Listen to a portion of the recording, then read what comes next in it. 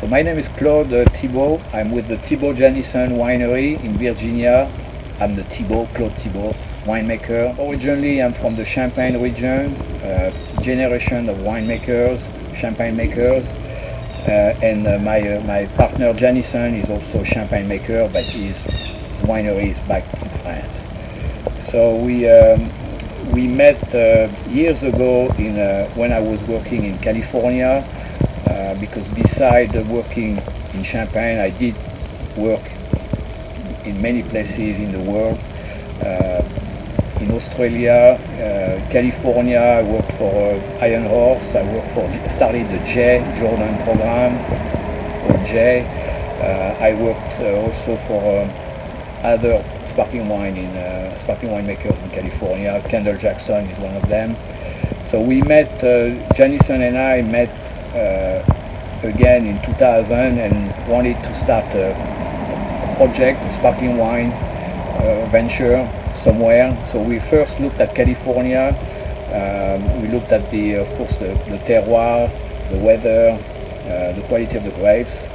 And then we didn't do anything at that time, so I got to came to the East Coast to look at a project, a sparkling wine project owned by Patricia Pluggy. At that time was back in 2003, and I got to work with her for almost 3 years, and realized that the quality of the fruit, especially the quality of the Chardonnay, was what we were looking for to make a high-end sparkling wine. So in 2005, after 2 years of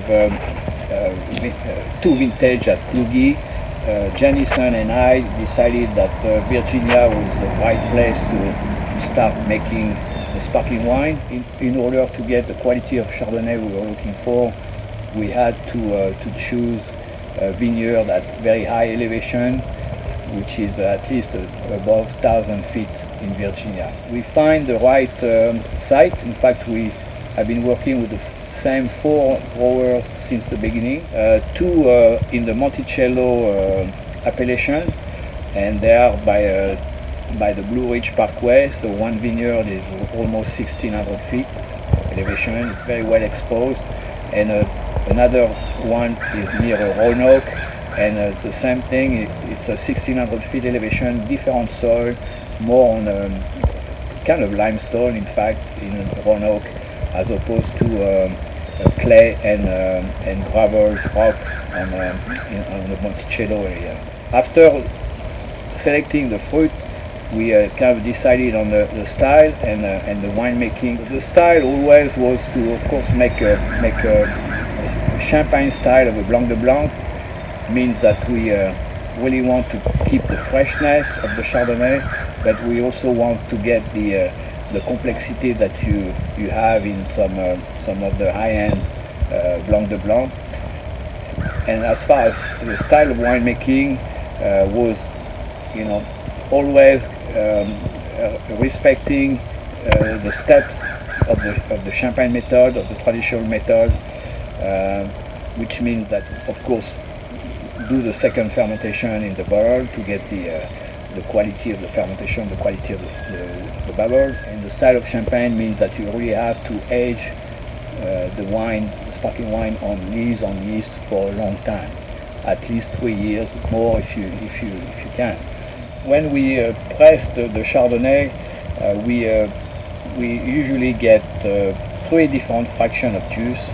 The main fraction, the first fraction, is called in French cuvée, or fruit run in English. It's really the best base to produce sparkling wine, because it has a good balance of sugar bricks and acid.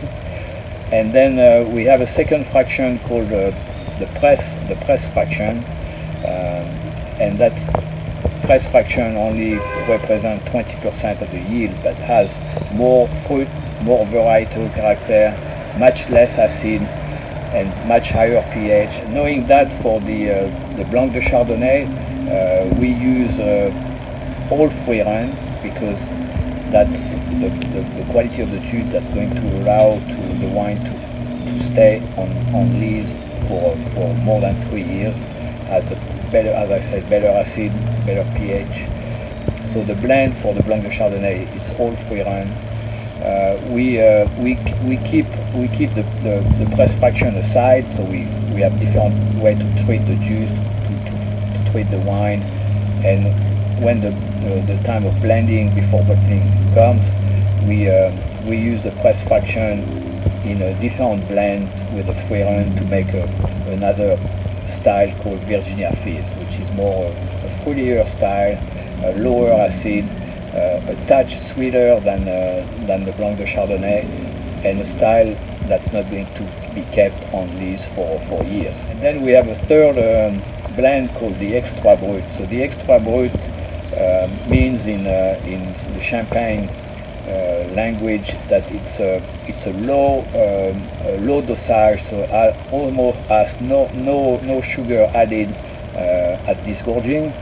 So it's drier than the Brut. Usually it's between 2 and 3 grams, so it's almost bone dry.